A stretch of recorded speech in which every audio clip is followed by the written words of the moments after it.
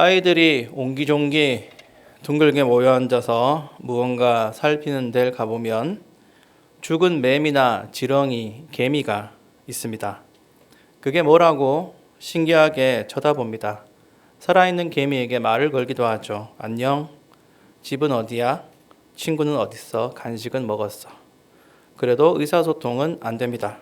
인간과 개미 사이에는 격차가 어마어마하니까요. 개미와 대화하는 법, 이 상상을 소설로 쓴 사람이 있습니다. 프랑스의 작가 베르나르 베르베르입니다. 그는 대단한 상상력과 관찰력으로 개미 5부작 소설을 집필했습니다. 저는 중학교 시절 그 책을 통해 꿈과 환상을 키웠더랬죠. 소설 개미의 숨은 주인공인 에드몽 웰즈는 로제타 스톤이란 개미 언어 번역기를 만듭니다. 개미는 음성이 아니라 페로몬이라는 향기로 대화를 하는데요. 로제타 스톤은 언어와 페로몬을 교차 번역해주는 대단한 기계입니다. 어찌 보면 당연한 일입니다. 고등한 존재가 열등한 존재와 대화하려면 자신의 수준을 열등하게 낮춰야 됩니다. 역현상은 일어나지 않습니다. 개미가 첨단 기계를 발명하여 인간과 교류하는 일은 없습니다. 침팬지나 오징어도 마찬가지입니다. 모두 사람 편에서 대화를 시도합니다.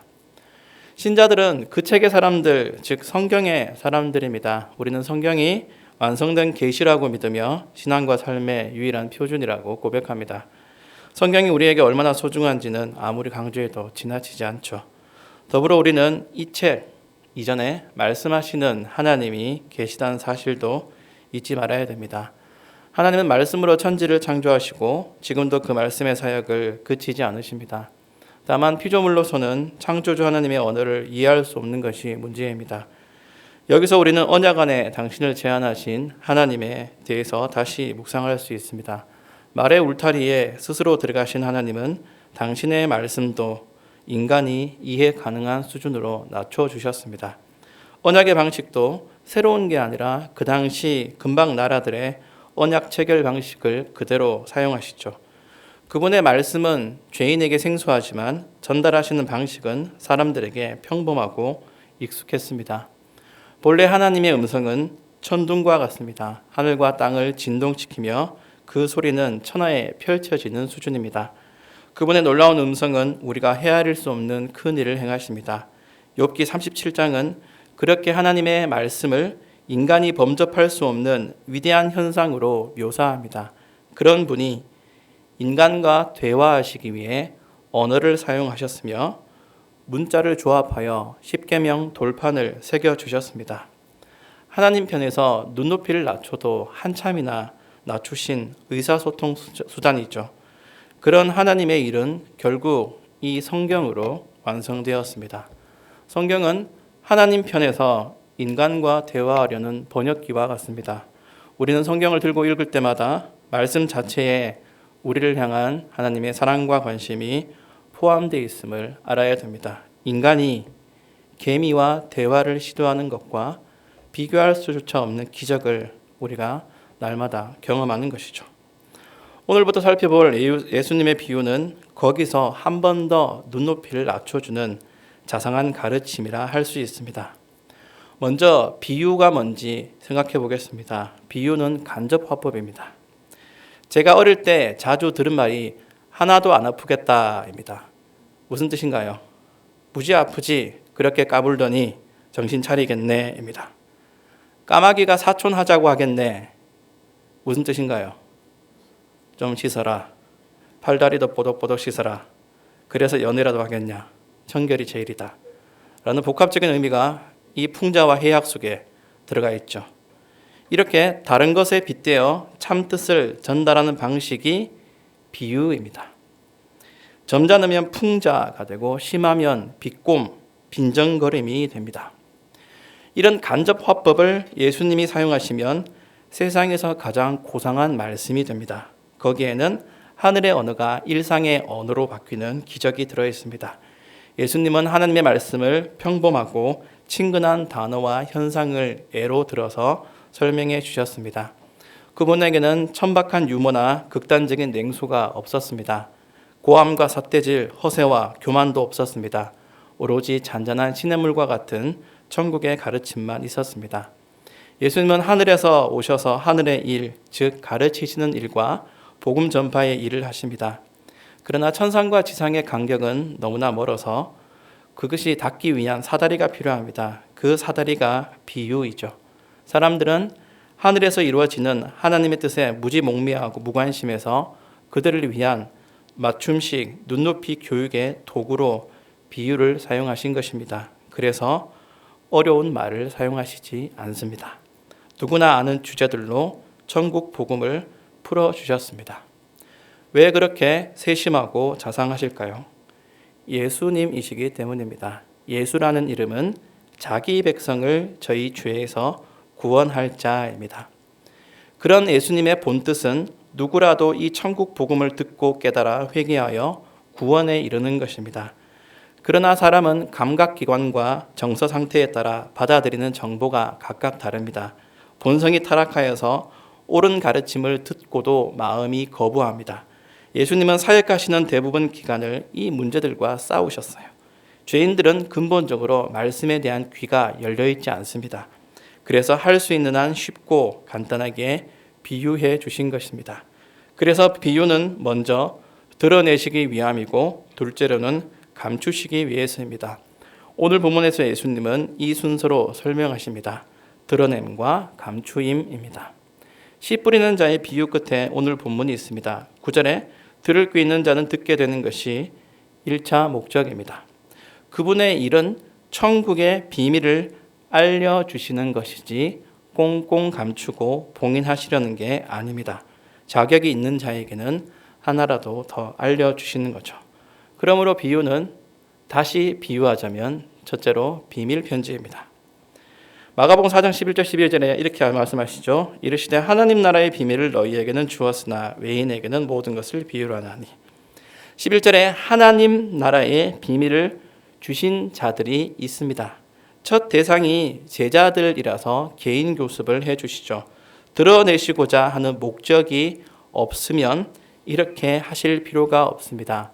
모든 자에게 비밀이라면 풀어내실 필요가 없어요. 비밀을 듣고 밝히 깨달을 사람들은 분명히 있습니다. 제자들을 넘어 신자들 모두가 그 대상입니다. 그들을 택자, 선택받은 사람들이라고 합니다. 골로새서 1장에 이런 말씀이 있습니다. 읽어볼까요? 이 비밀은 만세와 만대로부터 감추어졌던 것인데 이제는 그의 성도들에게 나타났고 하나님이 그들로 하여금 이 비밀의 영광이 이방인 가운데 얼마나 풍성한지를 알게 하려 하심이라. 이 비밀은 너희 안에 그리스도니 곧 영광의 소망이니라. 아멘. 창세로부터 선택된 사람들에게는 복음이 언젠가 드러나게 됩니다. 그러나 죄인들에게는 영원한 비밀입니다. 바로 눈앞에 있어도 귀에 생생하게 들려도 모릅니다. 이렇게 하시죠. 외인에게는 모든 것을 비유로 하나니 이는 그들로 보기는 보아도 알지 못하며 듣기는 들어도 깨닫지 못하게 하여 돌이켜 죄사함을 얻지 못하게 하려 함이라 하시고, 예수님은 사람들의 태도가 괘씸해서 감추시는 게 아닙니다. 태초 이전에 선택이 있기 때문에 그러는 것이죠. 미리 정하셨기 때문에 얻게 되었을 때, 드러내셨을 때 얻을 수가 있는 것입니다. 로마서에서도 같은 말씀합니다.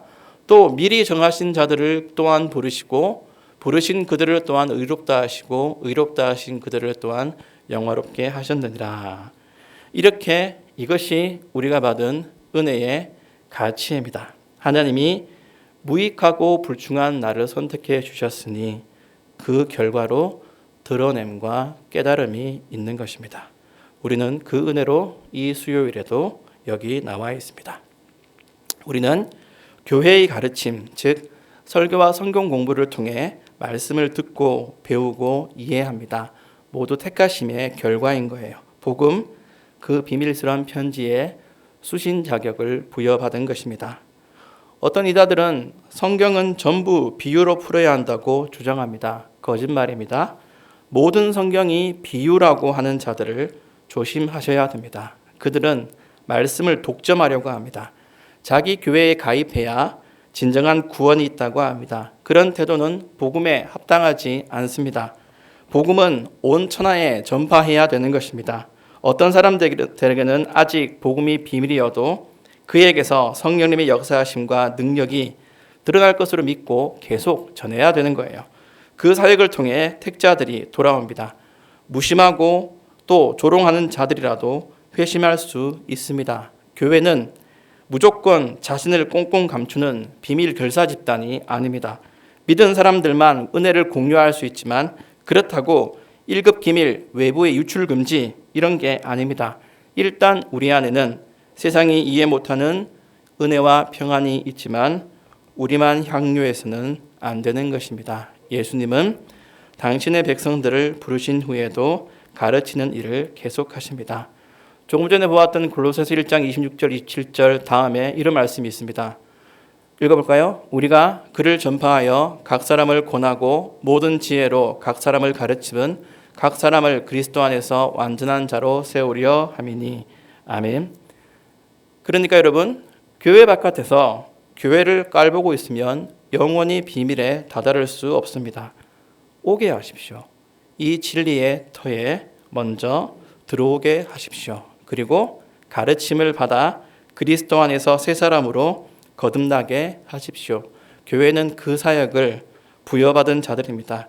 그래서 우리는 먼저 이 수요일에도 여기 앉아 있고 새벽에도 나오고 성경 물어 모이고 무엇보다 주일 공예배를 통해 하나님의 말씀을 충실히 알아가는 것입니다. 수요일마다 함께 하시는 성도 여러분, 귀한 여러분께 하늘의 말씀이 온전히 전달되기를 바랍니다. 둘째로 비유를 속담으로 표현하자면 낯 놓고 기억자도 모른다고 할 수 있습니다. 드러냄과 감추임이 동시에 나타납니다. 낯과 글자가 있습니다. 이 둘은 모양이 닮았습니다. 그러나 하나만 알면 둘을 연결할 수 없습니다. 설명해도 도무지 모릅니다. 이런 식으로 빗대어 가르치면 아는 사람은 더 잘 알게 되고 모르는 사람은 더 모르게 됩니다. 이것은 복음을 베베 꼬아서 누구도 접근치 못하게 하려는 이유가 아닙니다. 구원받은 자를 선택하신 것처럼 마음이 강팍하여 복음을 듣고도 믿지 않으려는 자들을 제한하려는 목적으로 행하신 것이 비유입니다.